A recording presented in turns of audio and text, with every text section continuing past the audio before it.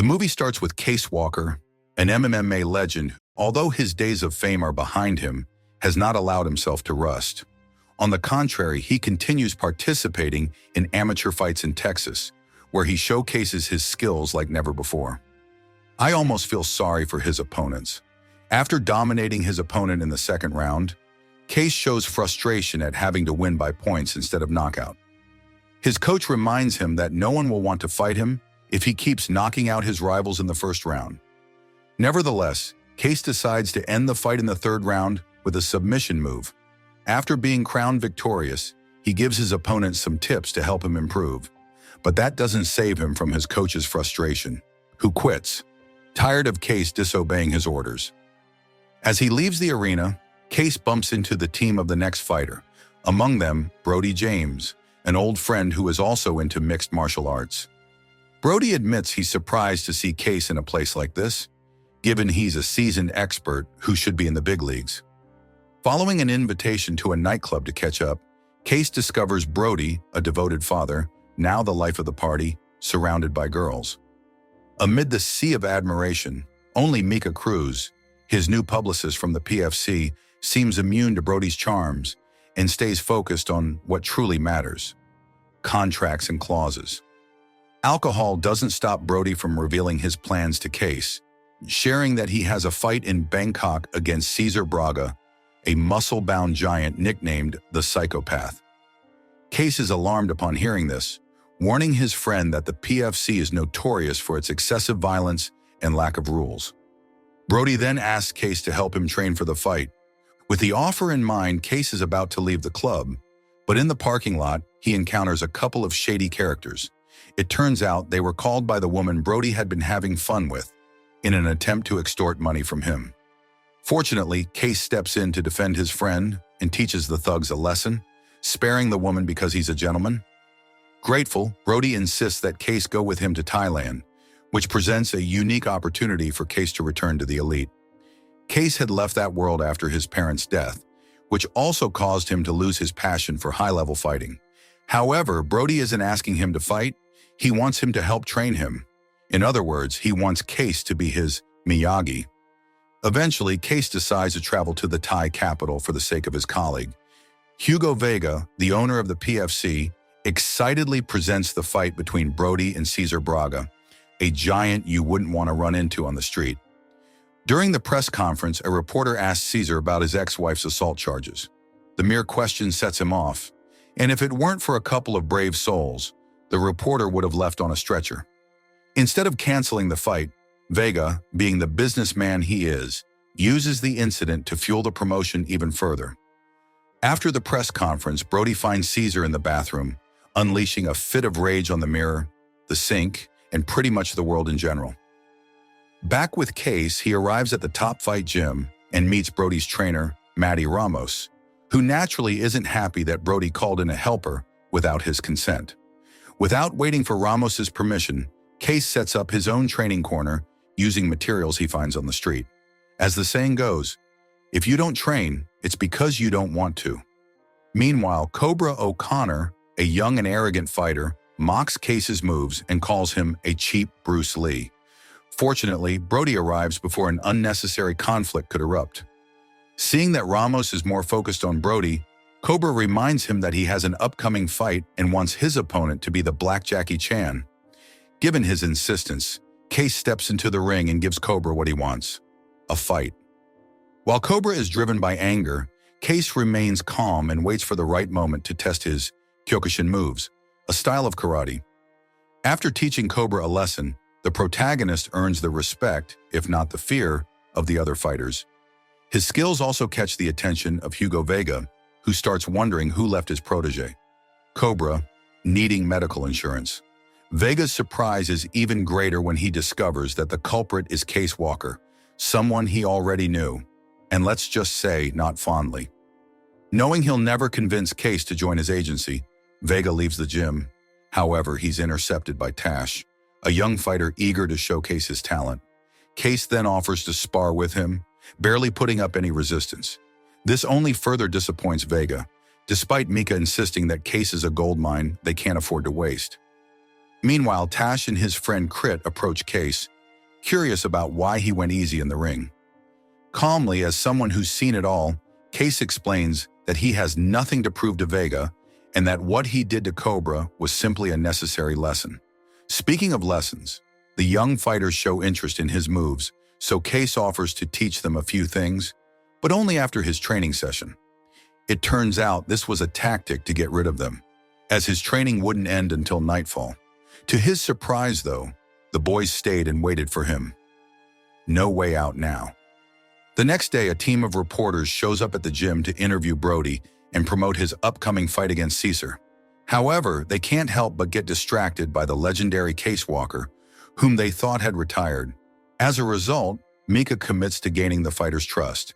She invites him to dinner. Purely professional, of course. Case might be great at throwing punches, but socializing with women? Not so much. So with no other choice, he turns to Tash and Crit, who help him pick out an outfit and give him some advice that sounds straight out of a teen magazine. When the time comes, Case stops by to buy flowers, where he meets a little girl who helps him choose the right ones. You might wonder why. Well, it's because she knows her mother's taste very well. It turns out Mika comes with a surprise purely for the sake of the plot. Ramos learns about Case and Mika's date by pure chance. Shortly after, he meets with Vega, who expresses his displeasure with Brody and his irresponsibility in training. According to Vega, Brody has spent more time in Thai girls' beds than in the fighting rings. With the fight against Caesar just around the corner, Vega hands Brody a contract from a supplier who can provide steroids and other drugs that will turn him into a beast. To top it off, Ramos tells Brody that he saw Case with Mika and her daughter, dropping the news like a bomb for some extra motivation. Meanwhile, Case was handling the date wonderfully until Mika asks him about his time in prison. He leaves immediately, unwilling to recount the story from his previous 2 movies.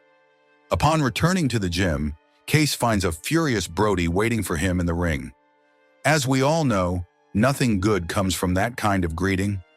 As soon as Case steps into the ring, he's met with a barrage of punches and kicks fueled by rage. Although he didn't intend to hurt his friend, things spiral out of control when Brody delivers a knee to Case's head. Understandable, so Case returns the favor with interest until Ramos steps in to stop the beating his protege was taking. Regretful, Case apologizes to his friend, though it doesn't seem to help much. Hearing about this, Vega starts seeing Case as a problem and orders his subordinate to dig up anything he can on him. Surely he must have some dirt. Later, Mika meets with Case and, after some apologies for prying where she shouldn't have, confesses that she only wanted to know if he was good enough to be with her and be a good father for her daughter. Moved, Case starts to consider a future where he isn't as alone as he's always been. Upon returning to the gym, he catches Brody secretly taking some pills. Although he notices, he decides to act like he didn't and invites Brody out to resolve their issues like adults, without any more punches. Calmer now, Brody apologizes for getting angry with Case, admitting that he had always wanted a chance with Mika. However, he now believes that Case is the better match for her. "Of course, you're a married man, brother," Case replies. Speaking of that, Brody swears to quit steroids and improve in every aspect. He also makes both Case and Ramos promise that there will be no tension between them, as they are both there for the same reason, to become better fighters. With that issue settled, Brody dedicates himself fully to his training to be ready for his fight against Caesar. Meanwhile, Case continues to bond with Mika during another date. When he drops her off at her house, she mentions that her daughter is with the babysitter, a not-so-subtle hint, though Case will likely realize what she meant about 10 years from now. The next day, Case receives an unexpected contract from the PFC to become one of their fighters. It's all very formal, as if they hadn't realized that Case isn't interested in their games. So Vega receives the contract back, along with a note from Case, "Trash." Furious, Vega demands his assistant dig even deeper into Case's past. Later, Case finds the fighters at the gym watching a video of him attacking a group of police officers. It turns out those officers, who were quite racist, had planted drugs in his RV in an attempt to frame him. Naturally, Case didn't let himself be taken down and gave them a well-deserved beating. Even so, he isn't thrilled that this video has now gone public. On the other hand, Vega is frustrated with the promotional campaign for the upcoming fight. While fans are roaring for Caesar's savagery, Brody barely causes any reaction. Thus, Vega concludes that Case must take his place in the ring. There's a reason that video of Case versus the Law was made public. As a result, Case receives a luxurious house from Vega. Although he didn't want to accept it, Mika gives him a little motivation. At the gym, Case is surprised to see Brody training with Boris, a newly arrived Sambo fighter. Both Case and Ramos find this very suspicious, and rightly so, as Boris ends up injuring Brody's knee, seemingly on purpose. Faced with this situation, Case begins to pack his things to return home, but Vega stops him with an offer he can't refuse: $1 million. Hard to say no to that. And so, the veteran Case Walker returns to the MMA spotlight, and what better opponent than Cesar Braga? While Brody supports him, Tash is disappointed in Case for selling out to someone like Vega. Nothing like a good moral dilemma to shake things up a bit. This opens Case's eyes, and he starts to suspect that his friend's injury wasn't as accidental as it seemed. Unlocking Boris' locker, Case finds a message on his phone to Vega, confirming that he had done his job. Immediately, Case confronts Boris and doesn't mince words, making public in the gym what really happened. Along with his friends, the protagonist begins planning a way to win the fight against Caesar, while also taking down Vega, which won't be an easy task. On the night of the fight, Vega arrives at the event with Mika, who promptly informs him of her resignation.